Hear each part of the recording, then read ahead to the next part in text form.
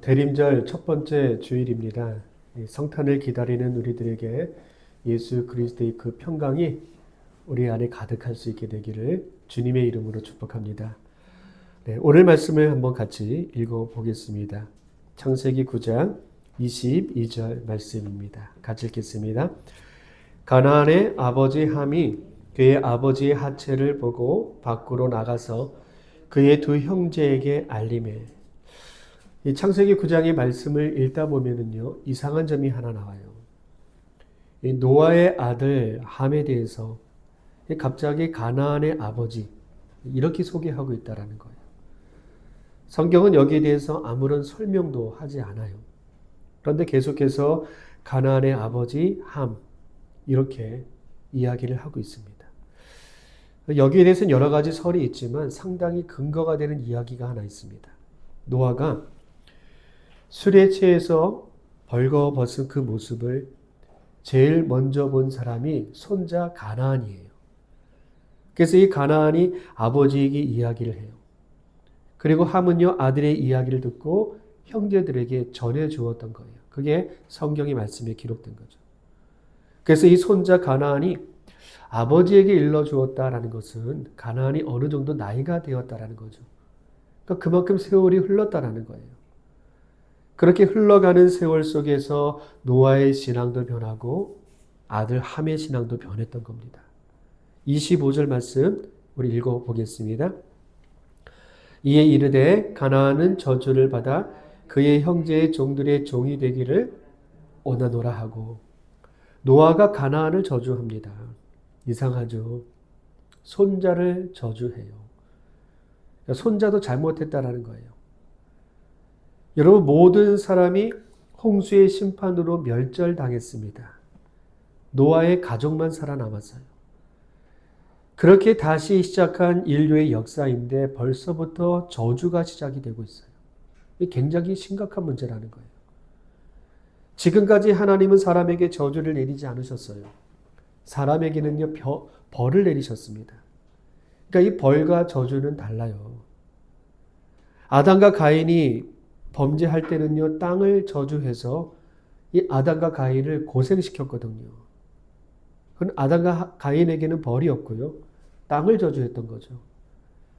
그러니까 하나님은 어떤 상황 속에서도 생명에게 저주하지 않으셨어요. 그런데 이 노아가요, 아들과 손자의 죄를 굉장히 심하게 다루고 있다는 겁니다. 가나안이 살인을 저지른 것도 아닌데 형들의 종이 되라고 저주하고 있어요. 이런 보통의 부모라면은 아무리 자식이 잘못해도요, 이 정도의 저주는 퍼붓지 않습니다. 문제는요, 이 노아의 저주를 하나님이 이루어 주셨다라는 거예요. 여러분, 우리의 말에는요, 능력이 있습니다. 우리가 하는 말을 하나님이 들어주세요.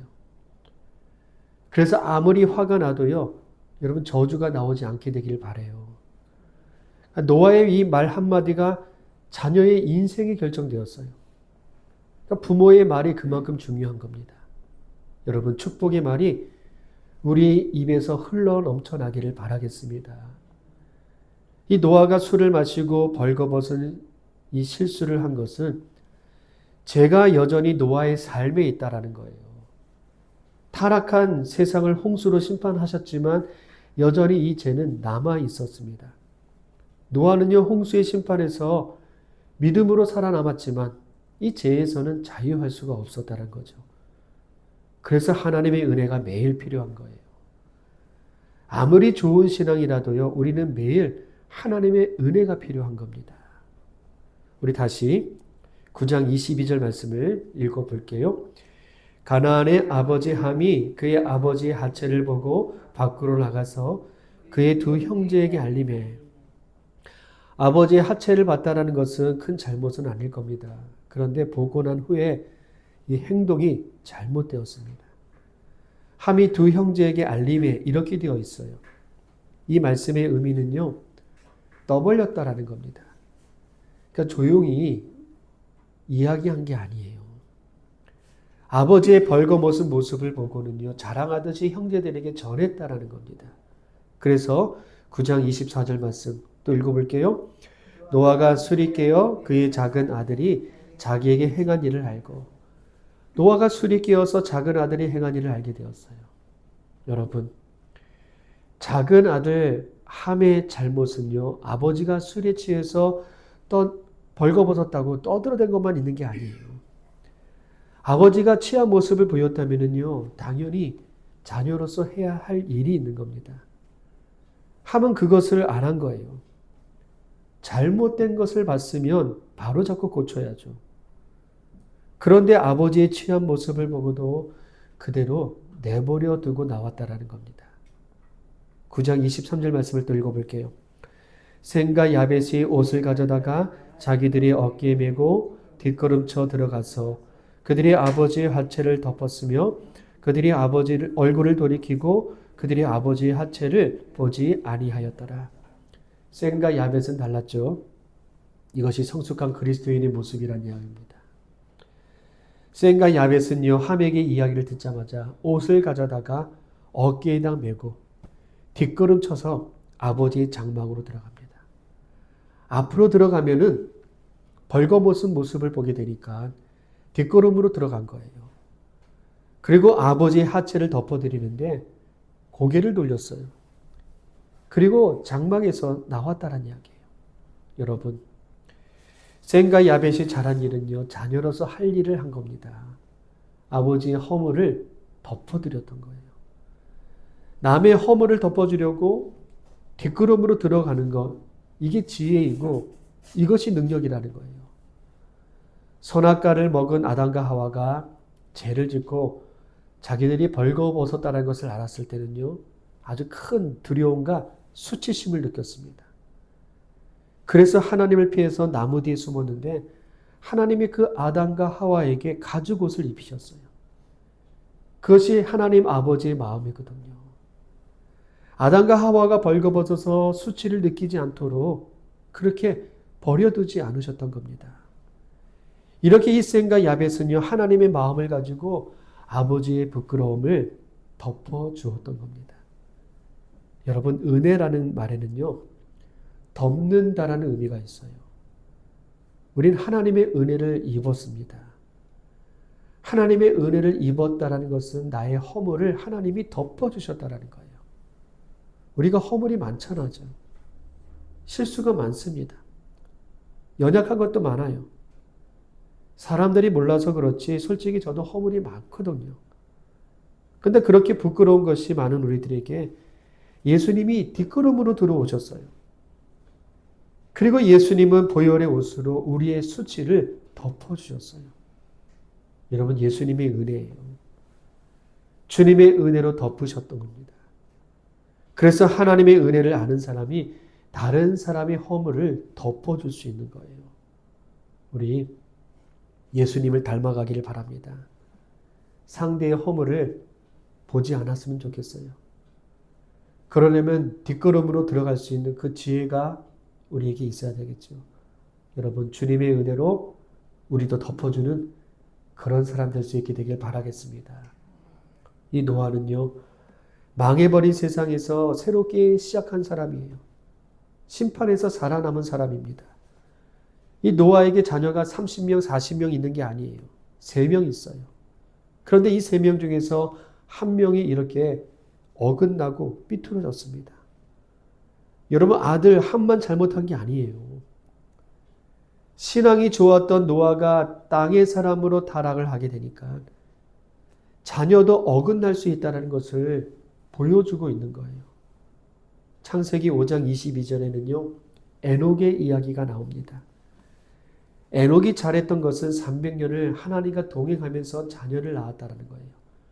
그러니까 이 자녀를 신앙으로 양육했다는 겁니다. 믿음의 아버지가 되어서 300년을 자녀들에게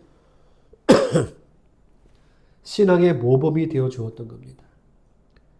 하나님은 그런 에녹에게 죽음을 보지 않고 하나님 나라로 불러 올리셨어요. 그러니까 죽음을 모르는 영광을 주셨던 거죠. 여러분, 부모는요, 자녀들에게 믿음의 본을 보여야 됩니다. 부모가 믿음으로 자녀들에게 그 앞에서 살아간다면 자녀들은요, 부모를 보고 인생의 해답을 얻을 수 있을 거예요. 부모가 세상을 떠나서 하나님 나라에 있어도요. 부모가 살아왔던 그 삶의 흔적들이 자녀들에게 모델이 되는 겁니다. 그러니까 에녹이 그런 사람이었어요. 노아는요. 하나님을 바라보는 삶이었습니다. 신앙이 좋은 아버지였어요. 그런데 땅의 사람이 되어서 자녀의 인생까지 망치게 되었다면 이거 너무나 아쉬운 인생의 마지막이었던 겁니다. 여러분, 이것이 노아만의 이야기가 아닙니다. 우리는 아버지로 어머니로 살아갑니다. 우리도 실수가 많아요. 그러니까 우리도 장담할 수가 없다라는 거예요. 이것을 잊지 말아야 돼요. 지금은 좋은 신앙으로 살아도요. 세월이 흘러가면서 우리의 신앙이 타락하면 안 된다라는 거예요. 언제나 본이 되는 신앙이 여러분 우리에게 있게 되기를 축복합니다. 9장 24절 말씀 읽어볼게요. 노아가 술이 깨어 그의 작은 아들이 자기에게 행한 일을 알고 노아가 술에 깨었습니다. 그리고 작은 아들이 자기에게 한 짓을 알게 되었다라는 거예요. 그리고 25절 말씀 읽어볼게요. 이에 이르되 가나안은 저주를 받아 그의 형제 종들의 종이 되기를 원하노라 하고 노아는 먼저 손자 가나안을 저주합니다. 그런데 여러분 이 함과 가나안 어떻게 보면 억울할 수 있어요. 지금 처음부터 잘못한 것은 노아가 잘못한 거거든요. 노아가 술에 취해서 벌어진 일들이잖아요. 그런데 이 노아는요. 자녀를 저주하고 징계하고 있어요. 여러분 함과 가나안이 잘못해서 전주를 받아도요. 노아의 이 잘못이 없어지는 것이 아니거든요. 노아가 자녀에게 저주하였지만 결국 이 저주가요. 노아에게도 연결되었습니다. 그러니까 자녀가 징계를 받는다는 것은 그건 아버지에 대한 징계예요. 노아도 같이 징계를 받은 겁니다. 9장 26절 말씀 읽어볼게요. 또 이럴 때 셈의 하나님 여호와를 찬송하리로다. 가나안은 셈의 종이 되고 아버지의 취한 모습을 보지 않고 마땅히 할 일을 했던 셈에게는 셈의 하나님 여호와를 찬송하라. 이렇게 축복합니다. 하나님이 셈의 하나님이 되셨다는 뜻이에요. 여러분 중요한 축복입니다. 이 축복으로 셈의 계보에 예수 그리스도가 오셨던 거예요. 그러니까 이 셈은 그리스도의 조상이 되었던 겁니다. 그리고 야벳을 축복해요. 9장 27절 말씀 읽어볼게요. 하나님이 야벳을 창대하게 하사 셈의 장막에 거하게 하시고 가나안은 그의 종이 되게 하시기를 원하노라 하였더라. 야벳의 후손들은 창대함을 받았어요. 그리고 셈의 장막에 거하게 하셨습니다. 장막에 거하다라는 것은요. 셈이 받은 이 영적인 은혜를 야벳도 함께 나누어 가지게 되었다라는 거예요. 여러분 이 축복이 셈의 후손이었던 바울이 유럽으로 건너가서 야벳의 후손들에게 복음을 전해주는 사건이 되었던 거예요.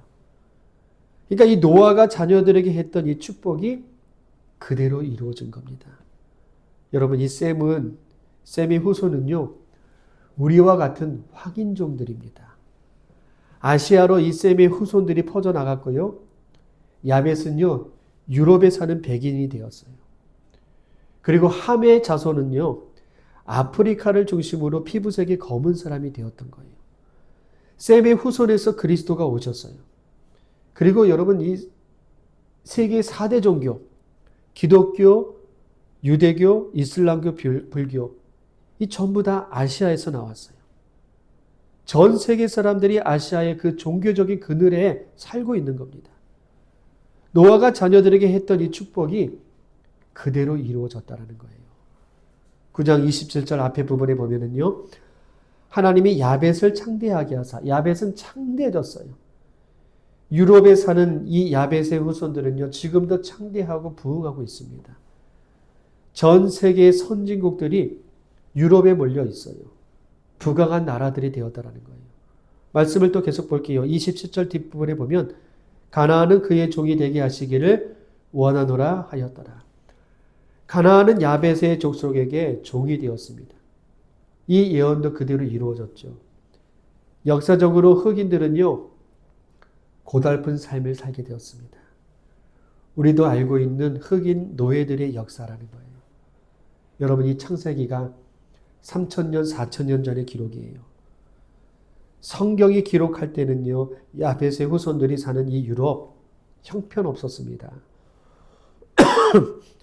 그런데 하나님이 야벳은 창대하리라 복을 주셨는데 이 예언대로 유럽이 창대해졌던 거예요. 야벳은 셈의 장막에 거하라 복을 주셨습니다. 종교적으로 이 셈의 장막에서 온 인류가 살게 되었다라는 거예요. 함의 후손은 종이 되어라. 여러분, 이것도 이루어졌던 겁니다. 여러분, 우리가 하나님의 말씀을 믿는 이유가 여기에 있잖아요. 하나님의 말씀은 하나도 어긋나지 않았습니다. 그대로 다 이루어 주셨다는 거예요. 그래서 하나님의 말씀이 여러분 우리에게도 임할 수 있게 되기를 축복합니다. 복의 말씀을 붙들고 믿음으로 살아갈 수 있게 되기를 축복해요. 하나님의 말씀은 다 이루어진다는 거예요. 우리 9장 28절, 29절 말씀 읽어볼게요. 홍수 후에 노아가 350년을 살았고 그의 나이가 950세가 되어 죽었더라. 노아는요, 홍수 후에 350년을 더 살았습니다. 그리고 950세가 되어서 죽었어요. 홍수 후에도요, 350년을 더 살았다라는 거예요. 그런데 여러분, 노아의 이 마지막 삶을 성경은요, 자세하게 알려주지 않아요. 자랑할 것이 없다라는 거예요. 노아가 처음 등장할 때는요, 창세기 6장입니다. 노아의 신앙과 삶을 소개하고요, 홍수가 시작이 되고요, 물이 마를 때까지 아주 자세하게 기록을 해놨어요. 그것이 창세기 9장입니다. 그러니까 4장에 걸쳐가지고 노아의 인생이 기록이 되어 있었어요. 그런데 방주에서 나와가지고 이 노아가 땅의 사람으로 변해버리니까 노아의 마지막 인생은요, 350년을 살았고 950세가 되어서 죽었다. 이 한마디로 끝을 맺고 있습니다. 더 말할 것이 없다라는 거예요. 여러분, 이 말씀 앞에는요, 노아가 술에 취해서 벌거벗었어요. 자녀 중에는요, 어긋난 사람도 있었습니다. 하나님의 징계를 받아가지고 결국에는 이렇게 끝이 났다라는 것을 말씀해 주고 있는 거예요. 창세기 6장 9절 말씀에 이렇게 되어 있습니다. 이것이 노아의 족본이라. 노아는 의인이요 당대의 완전한 자라. 그는 하나님과 동행하였으며. 이 노아가요, 정말 멋지게 성경에 등장합니다. 노아는 의인이고 당대의 완전한 자라. 그는 하나님과 동행한 사람이다. 여러분, 이렇게 멋지게 등장한 사람은요, 성경에서 몇 명 안 돼요. 그런데 태장은 350년을 살았고 950세가 되어 죽었더라. 이렇게 허무하게 끝나고 말았다라는 거예요. 여러분, 우리가 마음에 담아 두어야 할 것이 있습니다. 꼭 기억하셔야 돼요.